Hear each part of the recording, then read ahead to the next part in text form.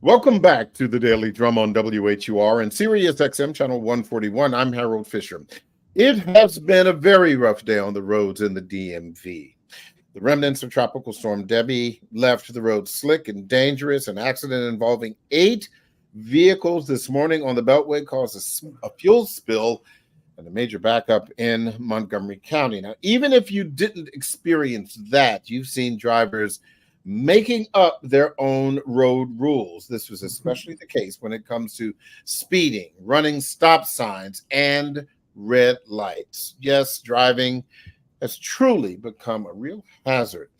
Well, this week is Stop on Red Week, a national effort to highlight the risks of running a red light and how reckless driving can destroy lives. Well, my guests tonight are looking at this from all different angles, and they will be sharing what they're doing in their communities from their governmental perspective and personally to improve the roadways. My guests are Melissa Wandel.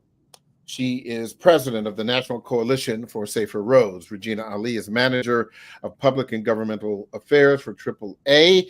And Rick Burt, director of the DC Highway Safety Office. Thank you all so much for joining this conversation. I really appreciate it. Thank you for having us. Great to be with you.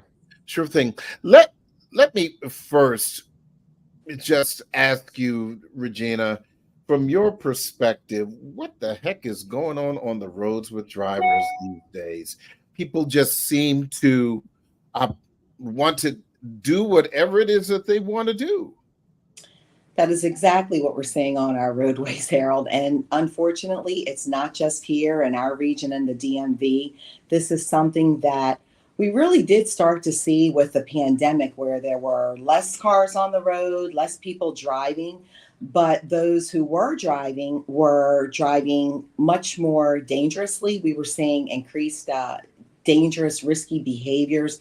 And unfortunately, I see Rick shaking his head. Unfortunately, that has continued. So we're kind of recovering as far as the pre-pandemic numbers, where vehicle miles traveled are increasing and we're seeing more people on the roadways again. And somewhere along the way, don't ask how, don't ask why, but stability has seemed to go out of the window.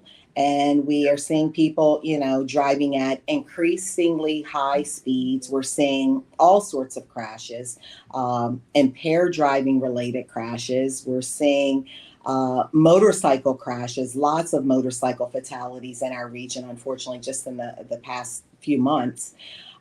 It's at AAA, we do something called a traffic safety culture index every year. And it's sort of a self-reporting survey where drivers tell us sort of what they think about risky driving behaviors and, how they see those. And one of the things was about red light running. And, I believe it was like 83% of those who, again, self-reporting, believe it's dangerous, very dangerous activity. Yet on the flip side of that, I believe it was about 25% who acknowledge that they've done so in the past 30 days. And even in Howard County, they, as part of this campaign and this awareness to bring attention to stopping on red this week, Howard County Police released, basically showed the media video of people just running red lights, just blatantly like, what are you doing? What are you doing?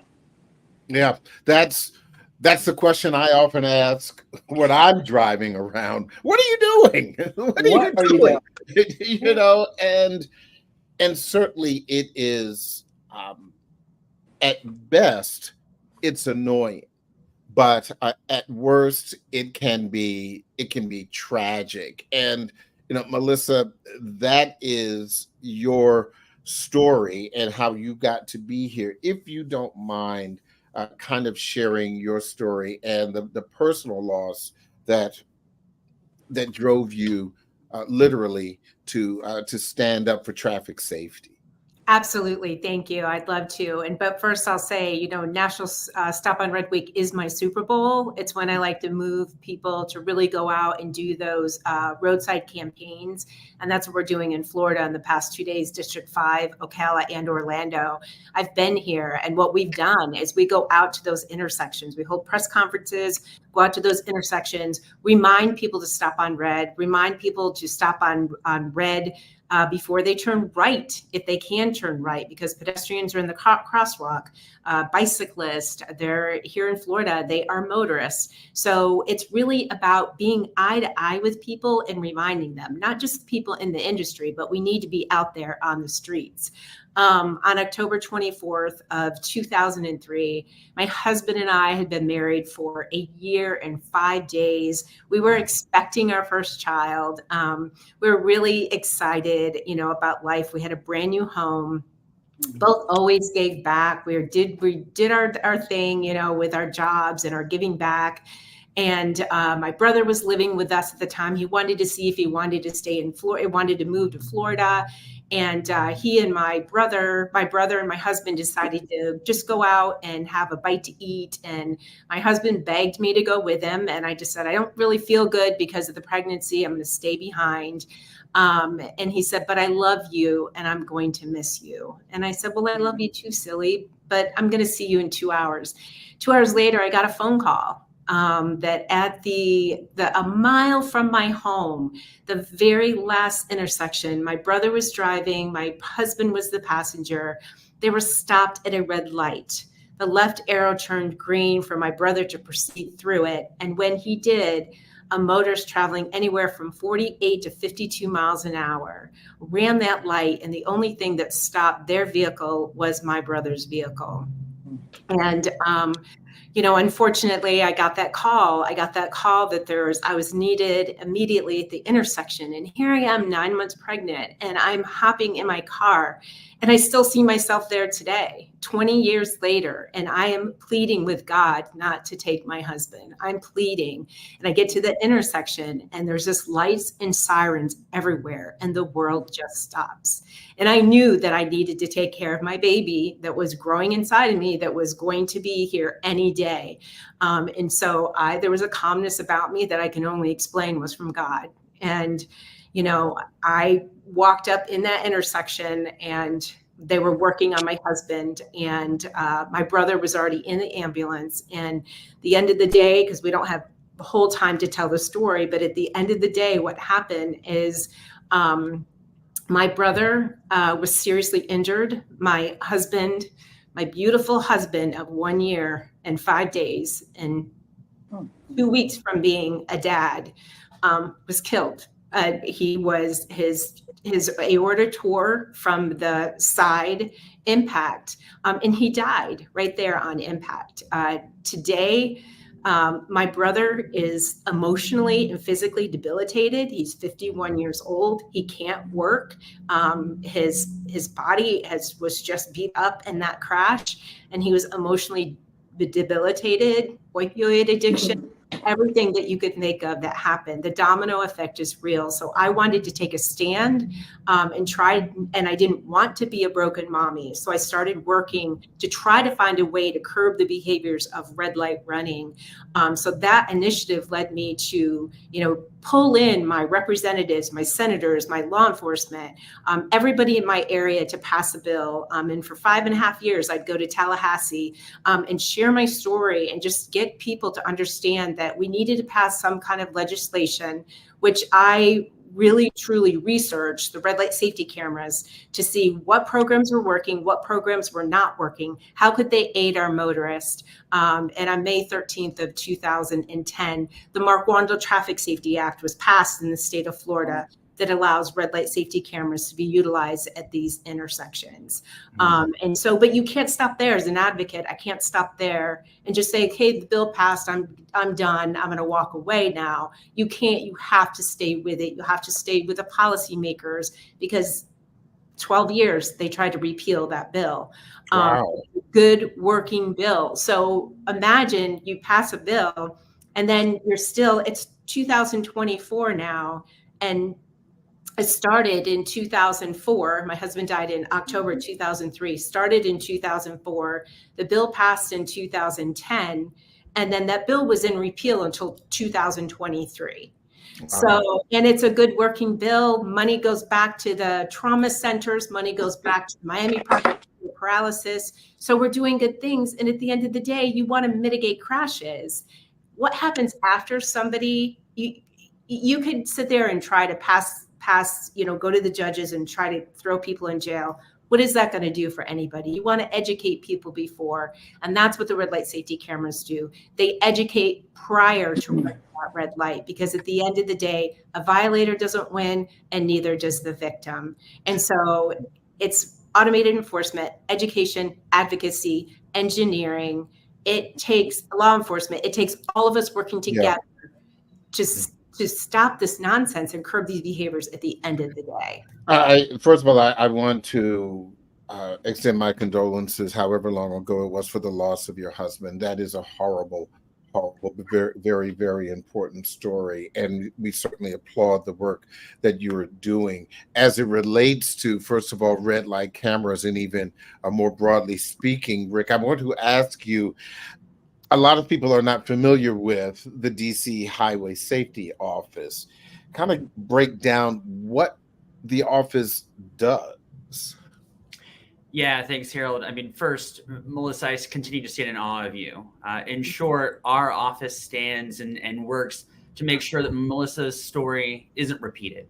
We want to change the culture of how people move throughout the district, whether you're walking or you're rolling. We each have a shared responsibility to move safely, to think of our fellow roadway users, and to, again, change the culture so that we can each get where we're going safely.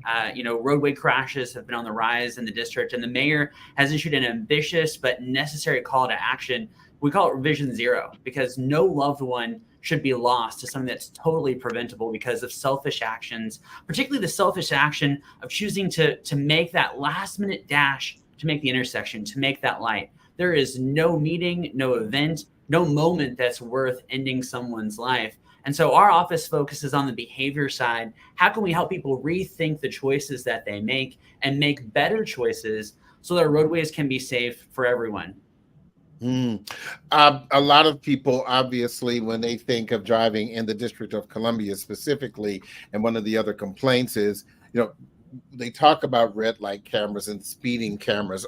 Do they work in your opinion, or do they just really succeed in issuing fines? Are people learning anything? Harold, this isn't a matter of opinion, it's a matter of fact. We can look at the data and show that automatic traffic enforcement changes behaviors and it saves lives. In the District of Columbia, less than 1% of those offenders who get a ticket get a second ticket. So when I think of effective countermeasures that are going to stop someone from going that extra mile per hour, someone that's going to change that reckless behavior at work. So let's dispel a few myths while we're together, Harold. Number one, we're only ticketing those drivers who are going 11 miles per hour or more over the speed limit. That's an egregious decision to be driving 12, 13. We've seen speeds of 50, 60, 70 miles per hour over the speed limit, just as Regina said, especially in a post-pandemic world where it seems that common sense has gone out the window. So what we need to do is, again, focus on those countermeasures that we know are going to change behavior. This isn't a matter of generating revenue. It's a matter of saving lives. And when I look at my toolbox of how I can get people to slow down and to make safer choices, it's not a matter of opinion. It's a matter of fact. Cameras are making our roadways safer for everyone. And one more point, Harold, it's important to note that in a survey of over 4,000 district residents, 80% of DC residents said they supported our camera network. And when you look at the almost 400 cameras that we have across the district, more than half of those were put out at the request of a neighbor, of a member of our community who was sick and tired of people racing up and down their streets or putting their children, their pets, their loved ones at risk at an intersection. So not only is the system working, it's also benefiting our residents, and our residents know that. We're going to take a quick break, but don't forget, you can hear this and every edition of the Daily Drum Insight segment via podcast on WHUR.com, our website. The original Quiet Storm is next on WHUR. I'm Harold Fisher. This conversation continues on Sirius XM channel 141 in just a few seconds. Welcome back to the Daily Drum on Sirius XM channel 141. I'm Harold Fisher. We continue our conversation about reckless driving, its consequences, and what's being done about it. My guests are Melissa Wandel, president of the National Coalition for Safer Roads, Regina Ali, manager of public and governmental affairs for AAA, and Rick Burt, director of the DC Highway Safety Office. I want to go back, if I may, Melissa, to the incident where you lost your husband, and you spoke about kind of the long-term impacts of that your brother had as a result of this. What happened to the driver? Yeah, so and this is the thing in Florida, our laws are so flawed. I mean, they really are. They are around the country, but in Florida they are. The driver got a $500 fine in community service. And her last offense the year prior was for running a red light. So now this time she not only takes a ticket, but she takes a life. And she had 10 points on her license and 7 previous violations. 10 points? Oh, yeah. But she had gone to traffic school 3 times and had her points adjudicated 3 times. So now we come to this crash. It's not even called a reckless driving crash. It's failed to obey a traffic signal. And the sad thing about that was that we went to court. We went to court with everybody else that was carrying too much load, the landscapers that were carrying too much load that would be ticketed. That's where we were. We were in court just like that. And so, so they got a $500 fine in community service, and that was it. And that's the problem. I think a lot of times it's law enforcement is put in a really bad position because they're trying to ticket people. They're trying to stop this nonsense on this road. This is not a law enforcement, not because law enforcement is just not giving tickets, but they give tickets and then they get to the court system, and a lot of times they're thrown out. And it's really sad because it teaches them nothing, you know. Yeah. And I for me, having my daughter 2 weeks later, the forgiveness just was imminent. I mean, there was no being, I couldn't be angry with that person because my daughter had already had, before she was born, she lost somebody. So I'm not going to let, this crash take me in anger. I needed to be there for my daughter. So I left her right there in that courtroom. But it's sad because we have a lot of repeat offenders on our road. We have people that should not be driving that are doing this out there, and there's no penalties, and they know there's no penalties. Regina, let's talk a little bit about, for example, first of all, as Melissa was saying, she said, police are trying to ticket and watch the roadways, but there's the old saying, Regina, there's never a police officer around when you need one. You have especially in the state of Maryland, a better understanding of kind of what's going on, on the roadways. Do you have an idea of where enforcement is right now in the state of Maryland? Sure. Well, Melissa, my heart goes out to you. I sat here and listened to your story, and it's hard. Yeah, it's hard to hear. And again, I admire your courage and how you took something so tragic and turned it into something that hopefully will save lives, so that no other families have to go through what unfortunately you have had to face, you and your family. So again, nothing but admiration for you. And Harold, I appreciate the question, and I appreciate what Melissa was saying about law enforcement. Not necessarily common knowledge, but I'm a former Baltimore police officer. I remember that. Law enforcement family. My husband's a police officer. My stepson's a police officer. My brother-in-law is a police officer in Florida, Melissa. So obviously know a little bit about law enforcement. It's obviously near and dear to me. And what I'll say is a couple of things. First of all, Melissa hit the nail on the head. Police cannot be everywhere at one point at once. They can't. They simply can't. And at AAA, when states and the district and areas across the country were looking at automated enforcement as a way to basically enhance law enforcement. Ideally, AAA would love to have police out there, but we recognize that, you know, law enforcement agencies across this country are struggling to fill positions, and that's for a lot of reasons. It's not necessarily a particularly job where you feel appreciated now, and I know that.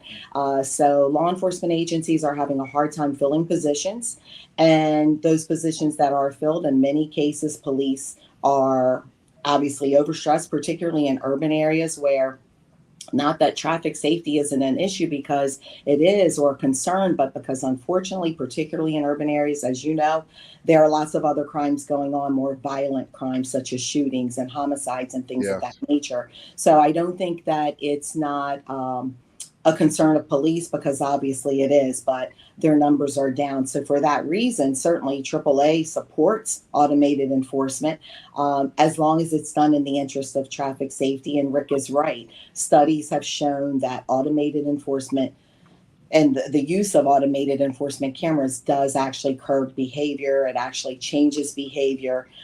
So we are certainly in support of that.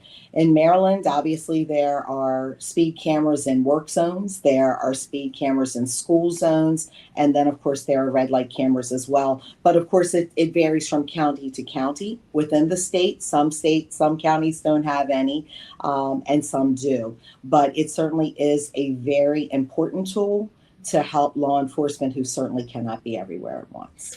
Rick, I want you to put on your psychologist hat, if you can. Yeah. And speeding is obviously an issue just everywhere. Yeah. But from your understanding, why are people speeding so much in the District of Columbia?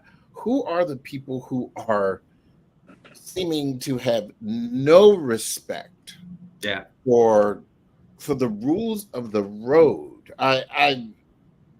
Maybe I'm telling my age or dating myself, but I just know that when I took my driving class in Maryland, a long time ago in a galaxy far, far away,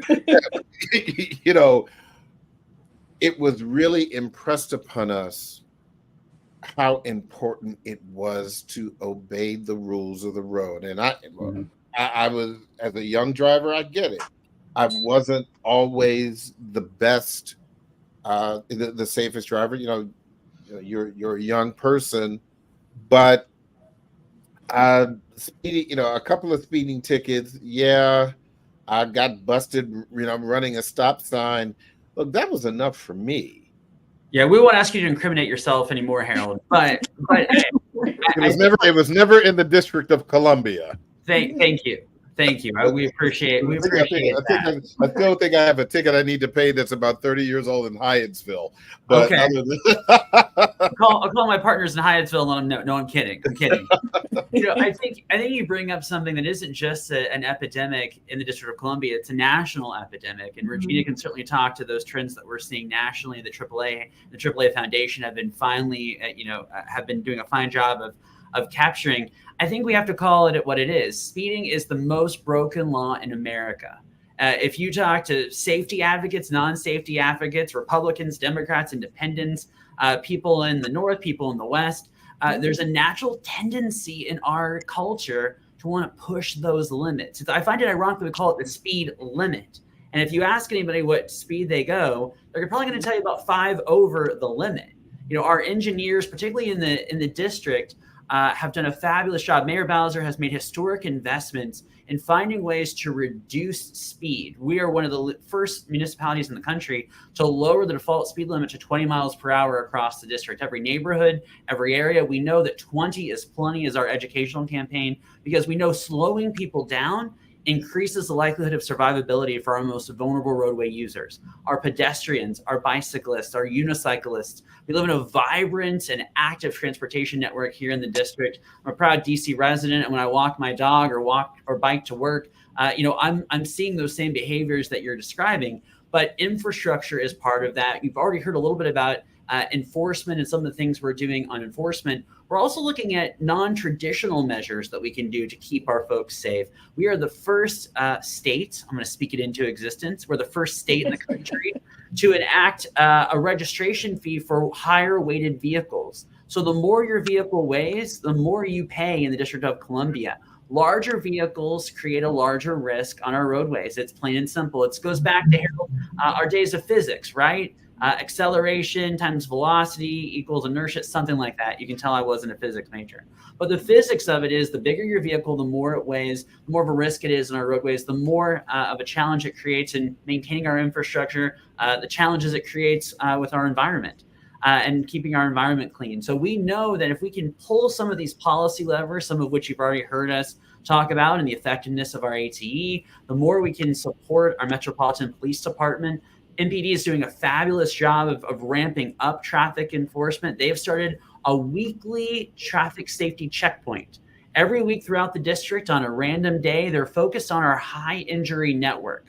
Our high injury network is 5% of our roadways that account for nearly 50% of our fatalities and serious injuries. So my office and Mayor Bowser are laser focused on how we can really work to improve not only the infrastructure, the enforcement, and the education along these corridors, many of which are at intersections, dangerous intersections, that we want to make sure we get the word out and keep people safe. And those checkpoints are yielding great results, positive engagement between our community and law enforcement. We're seeing other violent crimes being prevented because of weapons, drugs, and other things that are captured at those checkpoints. And most importantly, the word is getting out that if you're going to drive, if you're going to exercise the privilege to use our streets, the expectation is you will be safe or there will be consequences. And Melissa, I do have something specific I want to ask you, but something Rick said, a couple of things Rick said struck me, and I want to drill down a little bit more. First of all, you say a high injury did I hear that correctly? High injury network, HIN. Mm-hmm. So how is that determined? Yeah. So we look at a 5-year rolling average of serious injuries and fatalities on our roadways. And we look at those roadways that, again, are simply overrepresented. Where are the crashes happening? What is the nature of the crashes? We're not talking fender benders or what we call property only crashes. We're talking about places where people are getting seriously hurt. And they're seriously getting hurt again and again and again. So we use a multifaceted approach. We call it the safe system approach. So if you picture, Harold, your favorite sandwich, it's got lots of layers, right? Layers that, keep the dressing, the toppings from falling through. The same thing's true about safety.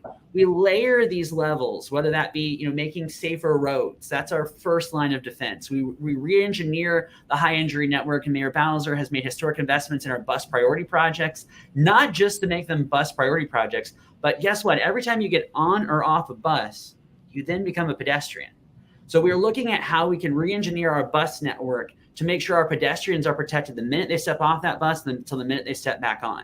We're also looking at how we can do road diets. So this is the art of making our roadways smaller, because when the human psyche sees a roadway, when we see it get smaller, we naturally slow down. It's exactly why when you're going looking through that address, you turn down your music when you're really focused on finding that address or that house, because the human brain really needs to focus, and that sense of urgency is created by creating a road diet. We're doing things like daylighting. This is creating an area at intersections where you can more clearly see pedestrians by preventing people from parking closer to the curb.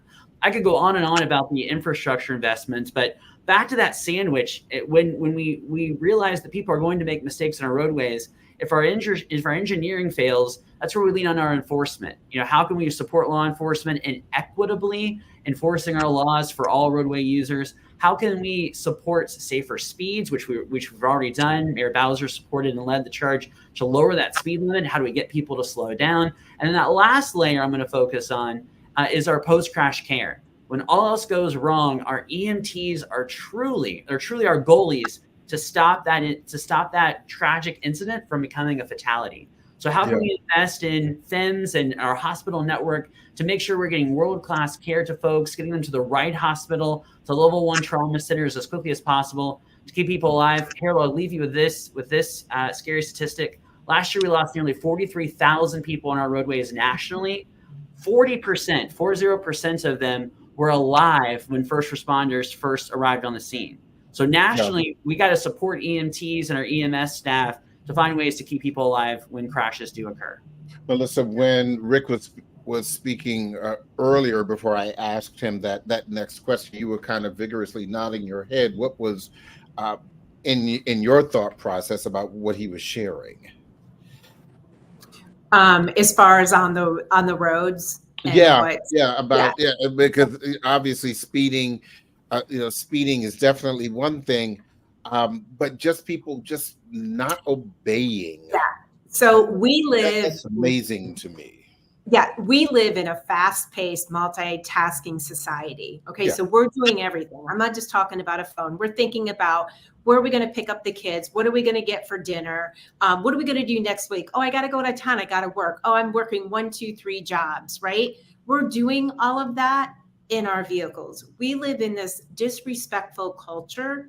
We live in a very and I'm a positive person, but we live in a very disrespectful culture, okay? You walk, somebody's behind you, the door gets closed in your face a lot. You're afraid to say hi to somebody. Why are we afraid to say hi to somebody? I'm not, but people do. People are not making eye contact with each other. Everything that they're doing outside of their vehicles, they're doing inside of their vehicles. And that is causing we have a human brain, and we cannot get to these human brains. And that's why we have to keep these campaigns going. That's why we have to keep pushing. That's why I keep my story alive. I'm not sitting in a corner pining away, right? Yes, I miss my husband every day. I wish he was here for my daughter, especially, right? And in my brother, it's in my face all the time. That's in my face all the time. I can't stop because I want to mitigate the number of people that are going to put my shoes on their feet. I don't want that to happen.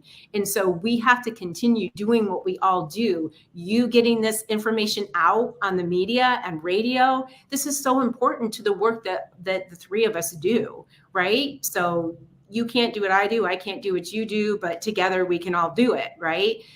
It's going to be hard, but 0 is attainable. 0 serious injury and 0 fatalities are attainable because those crashes out there, they are absolutely preventable. But we are living in a culture, in a society where people don't like the word disrespect. It's very dirty to say you're disrespecting me, but we're doing that out on our streets. And that's why people are dying every day. Harold, can I add just one thing to that? Yes, go ahead. Alyssa, per usual, has hit the nail on the head. I'll take it a step farther and say it's a selfish culture. We forget about the selfish act that my urgency to get through that red light, my urgency to go those 10, 20, 30 miles per hour is more important than the pedestrian in front of me or whomever else is on the roadways. It's also that we've romanticized speed. We watch movie series that boast about being furious and fast. We look at any car commercial, cars are going 90 miles per hour through the desert. I don't know when anyone in the United States is driving the desert at 90 miles per hour, but every vehicle, whether it's, an SUV, a sedan, a truck, everyone talks about going fast, fast, fast. We've romanticized it. And so I don't think it should be a surprise that people then act out those same behaviors when they get behind the wheel. Whether you're driving, a 2013 Dodge Dart like me or a 2020 Maserati, whatever it might be, we've romanticized that speed and want to feel the wind in our hair, and we have to change that culture too. Yeah. I was going to say, Regina, one of the things, especially for newer cars, I can't speak about the Dodge Darts for 2013, but in some of the newer cars, and I know that I just got a brand new vehicle. The modern automobile has so many safety features now, and I'm not just talking about the safety features that will prevent you from being hurt inside the car, but I'm talking about automatic braking and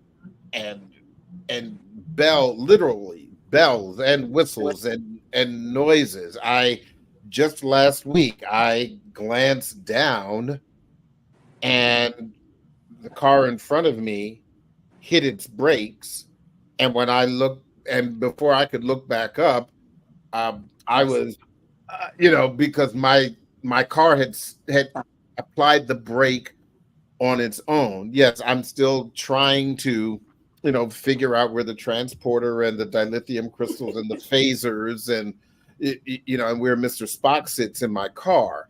But with that said, if I had not had this newer car, I may have rear-ended that other car. And so I'm just wondering, with people buying newer cars, Regina, these things are still happening. And there's so many safety features. Absolutely. So there are wonderful safety features in new cars. And the challenge with that is, while many of these features are designed to make our lives easier, to make our lives more comfortable, like Melissa said, people are doing so much in their cars. So it's great that you can perhaps say, hey, Siri, call someone or what have you. But those little features in many ways are, while they're meant to keep you safe, in many ways they're equally distracting. We know that even if you're hands-free on a device or looking away, whatever, that's why we at AAA, we even kind of discourage with the distracted driving. Even hands-free doesn't mean that cognitively you're there. Do you know what I mean? So you might be hands-free, but you're still not there. And even if you look down at your phone at a red light, okay, it takes your brain about up to 27 seconds to recover from that distracted activity, according to research done by the AAA Foundation. So even when you think you're not distracted, you're still distracted, even after you're no longer engaging in whatever that distracted activity may have been. So there's that. The other thing is, and I'm grateful for that technology too in the car, that sometimes it almost stops you. It's like, I'm not even that close. You know what I mean? Yes, but exactly. The first time I think my car did it, it's like, oh my. But a couple of things with the technology. A lot of people don't even know what this technology is in their vehicle. So when you buy the car, and I recently bought a new car, and I know my husband did, they don't give you a whole lot of tutorials on this technology that exists in your car, the ABS and the vehicle collision. And there's very little when you buy that car from a salesman to let you know what that technology is. So that is incumbent upon the owner to sort of walk through that. Rick shaking his head and figure out, what your car does. I'm still trying to figure out what my car does, like you just said. So it's like, okay, so we have that. I'm ready to go back to grad school. Yeah. Right. Mhm. Yeah. And then on the flip side of that, you have people, for instance, with the rear view, the cameras, you don't want people to become too reliant on that technology, because nothing is still going to be as good as look again, that sort of thing. So yeah, there's great technology in the car, a lot of it intended to make us safer, and should be doing so. But unfortunately, I don't think a lot of people know what that technology even does in their cars many times. There's not a great education process there. Yeah. I have a few minutes left. I'd like for each of you, and I'll start with Rick, just to share some final thoughts about where we are with what you're doing and what you hope is the future of traffic safety from your perspective, Rick. Yeah, I think there's a couple things that come to mind. I think we need to appreciate driving as an art and a science, and mobility as an art and science. We need to fine tune our skills and not just assume that even though we may be driving for 20, 30 years, there aren't things that we could improve upon. Mastering those skills makes us all safer, and making sure that we're aware of new provisions and laws, new technologies, things that are changing. For example, the City Council signed into law effective January 1st. It will be illegal at every intersection in the District of Columbia to turn right on red. So you're going to see a lot of information about us getting that word out this fall, So there are no surprises come January. That's yet another safety measure that Mayor Bowser has instituted to make our roadways safe. If we can be kind to one another, if we can respect one another and think of others, we can all get where we're going safely, because those are the streets that we all deserve. Yeah. Melissa, Mhm. again, the work that you are doing, the banner that you are carrying is certainly a